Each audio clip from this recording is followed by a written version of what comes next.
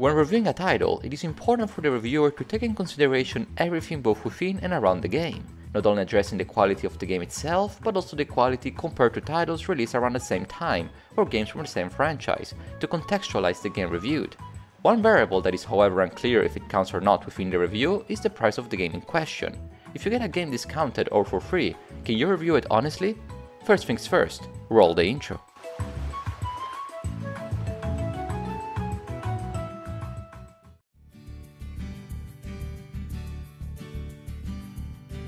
In one of my latest reviews, more precisely the one I made about Duke Nukem Forever, I said that I got the game for free since it was a gift from my good old friend Tito. When making the video review, I shared this fact openly since I wanted to make clear that I did not play the game on day one and paid full price, but rather I got the game for free 13 years after it launched. Of course, everybody has the right to review a product regardless how much they pay for it.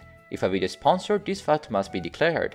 You are allowed to discuss an older game you might have got on sale if not straight up for free, like all the Epic Game Store titles that I have on my library, not to mention all games within services like Xbox Game Pass, Nintendo Switch Online and PlayStation Plus. But getting a game for free and paying full price does change the game experience, even if slightly. It would be naive to think reviewers are fully unaffected about the fact they did not have to pay full price, up to 70, even 80 euros for the product they are reviewing.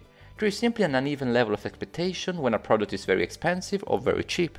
But is this difference very important? How much does a grade of a game change, if at all, when it's played for free? Can this bias be avoided? In today's video I'll share my personal opinion based on my experiences, both when I had a small online blog where I wrote reviews, to my current video formats where I have reviewed various games. There is no objectively right or wrong answer, but I hope my point of view can help to answer the question in hand.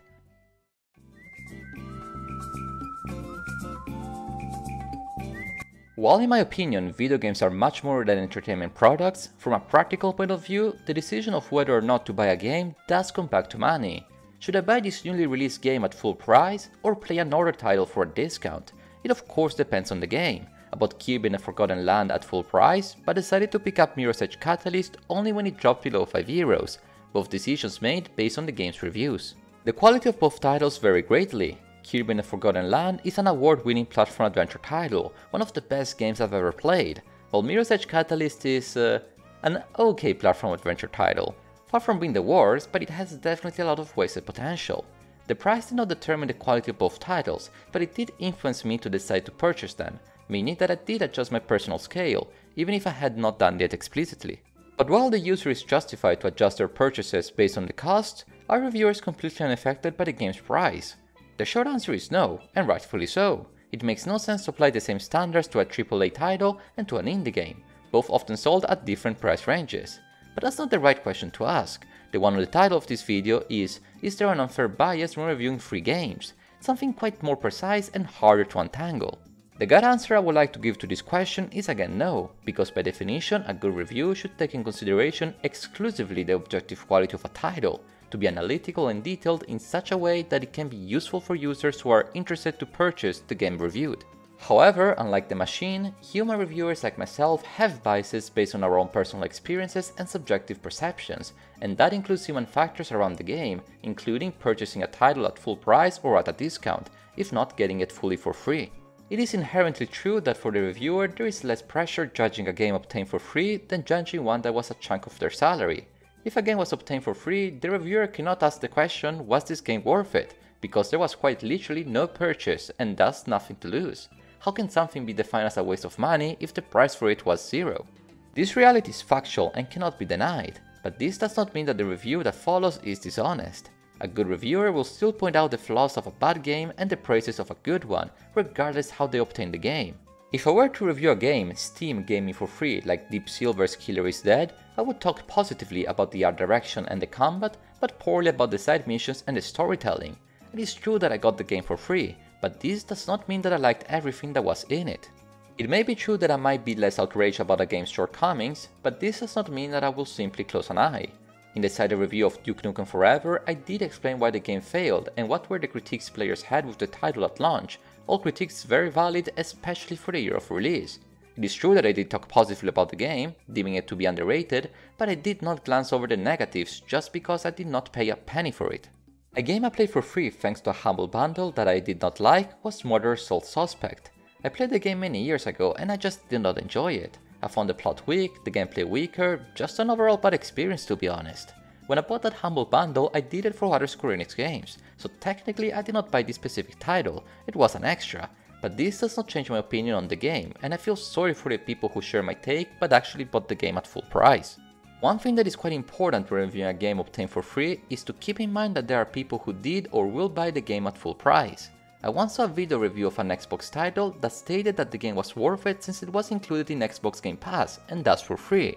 While the game is indeed included in Game Pass, this fact is irrelevant to the scope of the review, since the game is also sold at full retail price. It is not fair to assume everybody who has or will play the game also did it for free. The same goes for titles offered for free for a limited time on the Epic Games Store and less frequently Steam. Yes, maybe a lot of people did get GTA 5 for free years ago thanks to Epic, like myself, but the game is not permanently free to play, meaning that people who do not have it might pay for it today and tomorrow. I strongly believe that the reviewers should try their best to minimize the bias of reviewing games they obtain for free, both as a way to respect their readers and viewers, but also to keep comparisons between games as fair as possible. To deny there is a bias to begin with is disingenuous. The human factor of spending for a product or obtaining it for free cannot be removed entirely from the equation, but there are ways to reduce it. Firstly, I think it is wise for reviews to state if a game was obtained for free or not. If the game was sent by the publisher with the precise scope of getting a great review, then this has to be legally stated, otherwise the review can be considered fraudulent, at least according to most countries' laws. But even if the game was obtained for free in other ways, like previously mentioned, I believe the safest bet to avoid controversy is to declare it within the review itself. Secondly, I believe that reviews should address a bit more explicitly if a game is worth trying if heavily discounted or given out for free. Some games might not be the best, but they might still be fun and enjoyed by users more if bought for a discount or played for free. Like I stated earlier in the video, I still bought Mirror's Edge Catalyst despite its disappointing reviews, because it was on sale and I personally believe that for €5 it was more than worth it. I think it is more than natural to state this very clearly in a review.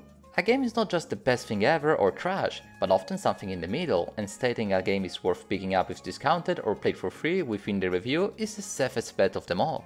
In my personal opinion, this bias is better to be addressed than to avoid it, because it makes it clear to the listener in what conditions the reviewer played the game. If these conditions align with the viewers, then I would even claim that the review in question is even more useful than the one written on the one. This bias should be reduced as much as possible, but it is impossible to fully remove it. The best thing is to assume that the people watching or reading your review are planning to play the game at full price.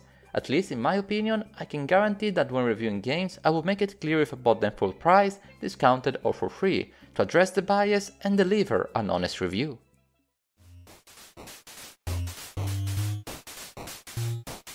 Reviewing games obtained for free is quite a tricky matter, one that made me think more and more recently since I've been playing a vast catalog of games Steam and Epic Games gave for free, a mountain of titles that required a full Excel to manage. Nevertheless, I believe that free games do have a positive bias when being reviewed, a bias that is important to minimize as much as possible, but that realistically speaking is impossible to make disappear.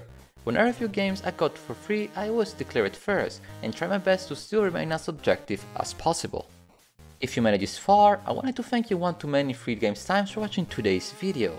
I'm quite aware that these How to Review Games series of videos are quite niche, but I still enjoy making them, and it might help you to think both on how reviews are made and potentially even to make them yourself. I wish you all a wonderful day, and until next time, arrivederci!